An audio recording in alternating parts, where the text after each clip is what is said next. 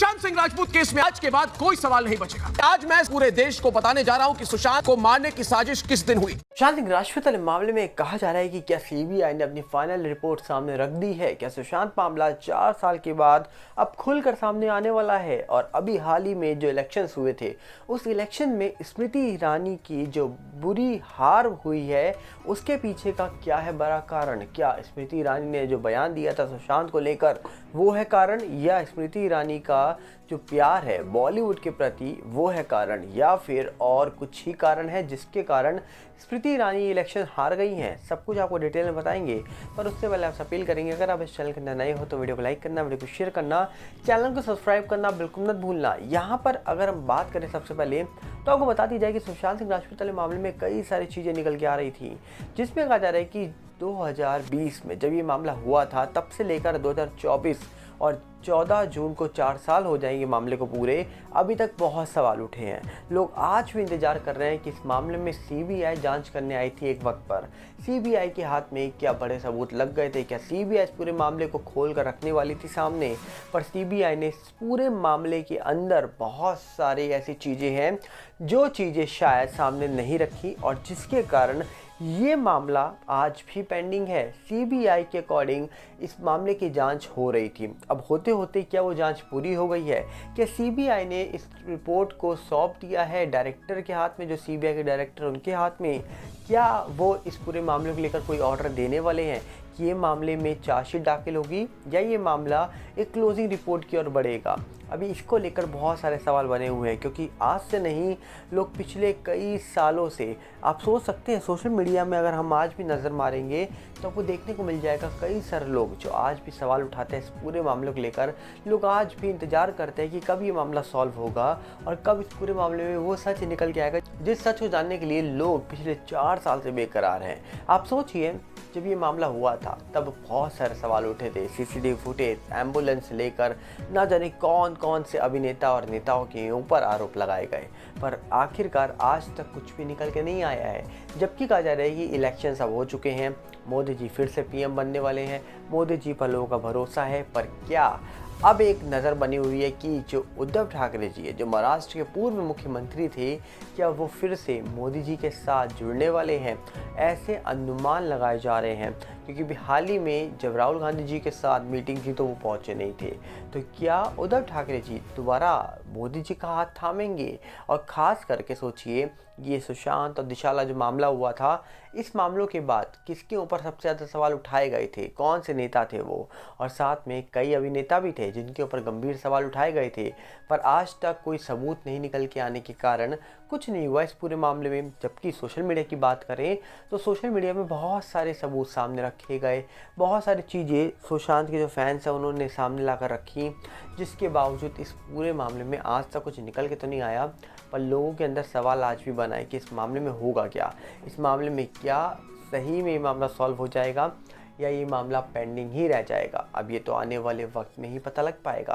पर साथ में अगर हम बात करें तो आपको बता दिया जाए कि सिर्फ सुशांत मामले की यहाँ बात नहीं हो रही है।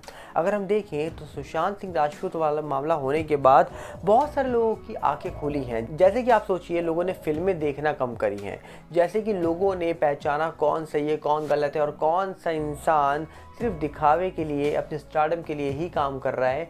बहुत सारे लोगों को लोगों ने पहचान लिया है। और इसी के बीच हाल ही में कहा जा रहा है कि स्मृति ईरानी जी को लेकर जब एक खबर पता लगी कि उनको इलेक्शंस में एक करारी हार का सामना करना पड़ा है, तो लोग बिलीव नहीं कर पा रहे थे, जबकि वो मोदी जी की पार्टी से चुनाव लड़ रही थी। और ऐसा हुआ नहीं है, क्योंकि पिछली बार उन्होंने भारी भरकम वोटों से जीत हासिल करी थी, और इस बार उन्होंने भारी भरकम वोटों से हार को एक्सेप्ट किया है। अब कहा जा रहा है कि स्मृति ईरानी जी की हार के पीछे की वजह क्या है। बहुत सारे लोग ये दावे कर रहे हैं कि उन्होंने भी हाल ही में सुशांत सिंह राजपूत वाला मामला जब हुआ था तब उस पूरे मामले में एक बयान दिया, जिस बयान के कारण लोगों ने कहीं ना कहीं उनसे नाता तोड़ा, उनसे कहा जा रहा है कि दूरी बनाई, और जिसके बाद स्मृति ईरानी जी के ऊपर भी लोगों ने सवाल उठाए थे। और साथ में भी हाल ही में कहा जा रहा है कि शायद उनके घर पे कोई फंक्शन था जहां पर बॉलीवुड के बड़े बड़े लोगों को देखा गया, जिसके बाद भी लोगों ने कहा स्मृति ईरानी जी तो बॉलीवुड के लोगों को सपोर्ट करती हैं, यहाँ तक कि करण जौहर, एकता कपूर से भी अच्छी दोस्ती बताई जाती है, जिसके कारण भी कहा जा रहा है कि स्मृति ईरानी जी को लोग पसंद भी करते थे, कुछ लोग पसंद नहीं करते थे। पर अब तो वो नेता बन गई थी, मतलब टीवी सीरियल्स से निकल कर सीधा उन्होंने पॉलिटिक्स में एंट्री मारी थी, जिसके बाद जीत भी हासिल करी। पर इस बार उनको करारी हार का सामना करना पड़ा है। इसके पीछे वजह बहुत सारी हो सकती है, पर सुशांत सिंह राजपूत के ऊपर इन्होंने जो बयान दिया था वो शायद बयान कोई जल्दी नहीं भूलेगा। आप खुद सोचिए कि उस बयान के देने के बाद बहुत सारे वोट इनकी जो साइड में थे वो चले गए थे। ये वो माने या ना माने, तो डेफिनेटली ऐसा लगता है कि सुशांत का जो बयान दिया था उसके बाद टीवी सीरियल में काम करने वाली स्मृति ईरानी जी जो नेता बनी थी, उनके पास जो सपोर्ट था वो सपोर्ट थोड़ा कम तो हुआ होगा, क्योंकि न्यूज़ चैनल के माध्यम से जितनी पॉजिटिविटी फैलाई जाए, पर सोशल मीडिया के माध्यम से बहुत सारी चीज़ें ऐसी हैं जो सच सामने लाकर रख देती हैं, और जिसके कारण स्मृति ईरानी जी को क्या इस पर करारी हार का सामना करना पड़ा है। अब यहाँ पर देखने वाला विषय होगा कि इस मामले में आने वाले वक्त में क्या निकल के आएगा, क्योंकि सवाल बहुत सारे उठ रहे हैं, सवाल बहुत सारे पूछे जा रहे हैं। पर देखने वाला विषय होगा कि आखिरकार क्या सुशांत मामला सॉल्व हो जाएगा। आप सोचिए, बॉलीवुड जहाँ पर एक तरफ बिल्कुल चुप्पी साध के बैठता है, बॉलीवुड इस पूरे मामले को लेकर कुछ बोलता नहीं है, बॉलीवुड दूरी बना लेता है जब सुशांत मामला होता है, और बॉलीवुड से जब सवाल पूछे जाते हैं तो बहुत चुनिंदा लोग, बहुत चुनिंदा 1-2 लोग ही निकल के आते हैं सामने तो सुशांत के बारे में बात करना चाहते हैं। बाकी सब चुप्पी साध के बैठ गए थे, सब लोग दूरी बना के बैठ गए थे, और कोई भी शख्स सुशांत के मामले के बारे में ना बोलना चाहता था, ना बीच में पढ़ना चाहता था। अब यहाँ पर देखने वाला विषय होगा कि क्या नई पार्टी बनने के बाद, प्रधानमंत्री जी तो वही हैं जिन पे भरोसा था, आज भी भरोसा लोग कर रहे हैं। रीज़न है इसके पीछे कि अगर आप 3 बार चुनाव जीतते हो तो कोई ना कोई बात तो होगी। इस बार चुनाव थोड़ा टक्कर का था, इस बार जीत अकेले हासिल नहीं हुई है, इस बार उनको साथ लेना पड़ा है। किसको? नीतीश बाबू को। और नीतीश बाबू साथ तो हैं, पर नीतीश बाबू फेमस भी हैं एक चीज़ के लिए, क्या आप जानते हैं? अभी तो वो मोदी जी के साथ हैं, अब कल क्या हो ये किसने देखा। पर यहाँ पर आप क्या कहना चाहेंगे, आप अपनी राय रखिएगा कमेंट्स में, क्योंकि अब तो नीतीश बाबू जी का साथ भी मिल गया है। किसको? मोदी जी को। और कहीं ना कहीं अब नीतीश बाबू जो है उन्होंने बोला भी है कि अब हम पलटी नहीं मारेंगे। अब ये तो वक्त बताएगा। क्या लगता है आपको?